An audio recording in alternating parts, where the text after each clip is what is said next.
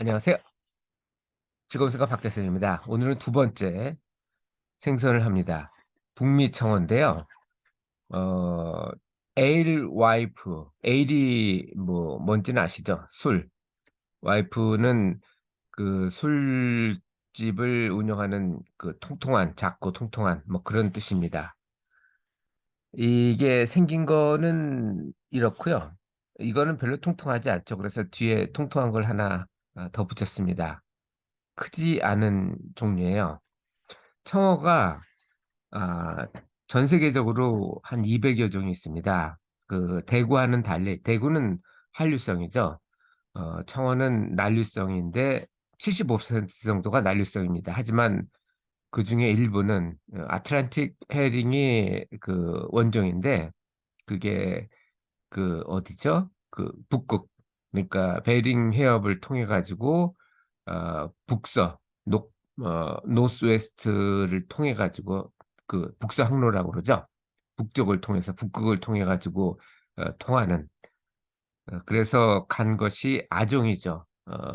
사람들도 인종이 있고 사람 그 호모 사피엔스가 있고 그 중에 황인종, 뭐 백인종, 흑인종 이렇게 지역별로 분포하듯이 해링도 그렇습니다. 아틀란틱 해링이 그 북극해를 넘어가지고 태평양으로 간 걸 갖다가 이제 퍼시픽 해링이라고 그러는데 둘 다 학명은 같아요. 그러니까 종명하고 속명은 같고 종명이 다릅니다. 어쨌든 북미 청어도 그 200개 중에 청어 중 200개의 그 청어 중에 하나인데 이거는 한류성입니다. 학명부터 보시죠. 알로사 수도 하랭구스고 5월에 민물에서 부화해가지고 가을에 바다로 이동을 합니다. 수온이 화씨 32도가 0도죠.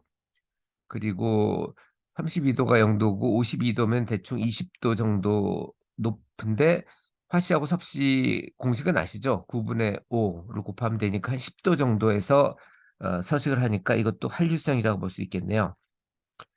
북미 동북부의 강, 북미 동북부니까 추운 곳이죠. 뉴펀드랜드를 포함합니다. 거기서 강에서 태어나가지고 어, 연안에서 삽니다. 보통 해링은 대구하고 좀 달리 그 연안에 가까운 곳에서 주로 삽니다.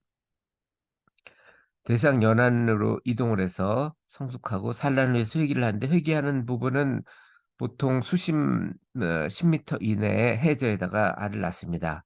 자기가 태어난 곳에 알을 낳고요. 다시 돌아오는 습성이 있습니다. 때로 이동을 하는데 아무래도 이게 보통 한 20년 정도 살거든요. 선배 해링 그러니까 청어를 쫓아오다 보니까 같은 곳으로 계속 오게 되는 거죠. 북미 대륙에서 70마일 이내 서대서양에서 주로 발견이 됩니다. 여기 보신 것처럼 때로 이동을 하고 크지 않죠? 영어 통명은 해링, 소벨리. 이게 벨리니까 이게 배가 통통하다는 거죠. 이거는 아까에 비해서는 좀 통통해 보이죠?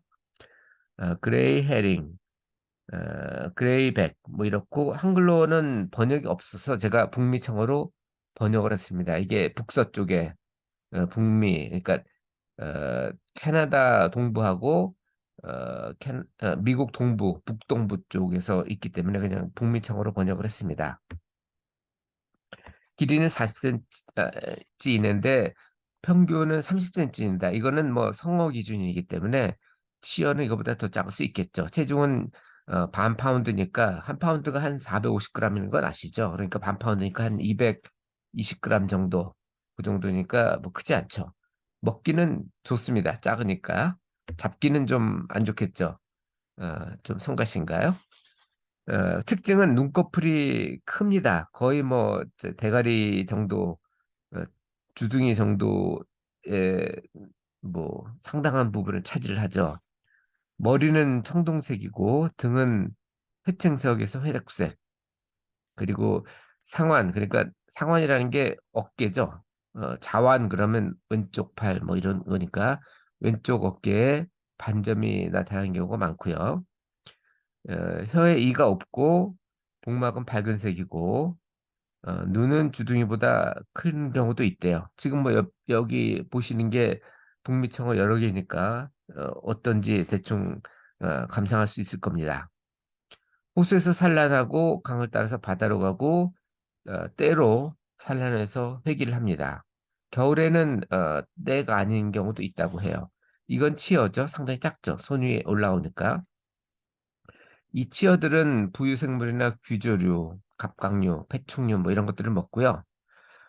이게 조금 크면 바다로 내려가죠. 바다로 가면은 원래 치어일 때 먹던 것도 먹지만 좀 더 큰 걸 먹을 수 있겠죠. 그래서 플랑크톤은 큰 건 아닌데 바다에 있는 거니까 강에 높고 플랑크톤 먹고 곤충이나 새우 그리고 작은 생선들을 추가해서 먹습니다. 이거는 낚시로 잡기는 너무 작고요. 그물로 포획을 해야 되고요. 좋은 점은 작기 때문에 그리고 그 먹이 생선의 아래쪽에 있기 때문에 수은 축적도가 낮아서 마음 놓고 먹으셔도 됩니다. 주로 훈제에서 식용을 하거나 다른 좀 더 큰 낚시 미끼로 사용을 하는데 이거를 원양에서 잡을 일은 없겠네요. 연안에서 서식을 하니까. 연안에서 서식하면은 뭐 그냥 먹거나 아니면 뭐 말려서 먹어야 될 것 같습니다. 어쨌든 이거는 원양에서 잡기는 잡을 가능성도 별로 없고 활용할 가능성도 별로 크지는 않은데 일단 알고는 있어야 되겠죠. 최악의 경우는 어쨌든 먹을 수 있습니다.